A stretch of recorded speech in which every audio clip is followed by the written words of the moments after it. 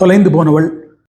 திருமணத்திற்கு பிறகு ஒரு சடங்குக்காக பிறந்த வீடு வந்த அக்கா அம்மாவுக்கு மீன் ஆய்ந்து தருகிறாள்.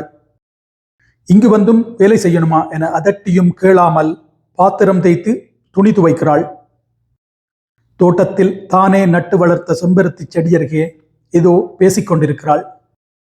அக்கம் பக்கத்து வீடுகளிலிருந்து தாயக்கட்டம் ஆட வரும் சிநேகிதிகள் புருஷ தாயம் விழுந்து மலையேறி விட்டிருக்கிறார்கள்.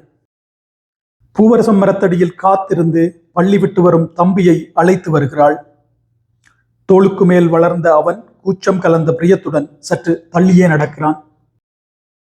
மொட்டை மாடி புகைக்கூண்டில் சாய்ந்து நிலாச்சோறு முடிந்து எல்லோரும் தூங்கிய இரவில் மரபீரோவை திறந்து பட்டுப்பாவாடையையும் மாம்பழ கலர் தாவணியையும் பழைய பாசத்துடன் எடுக்கிறாள்.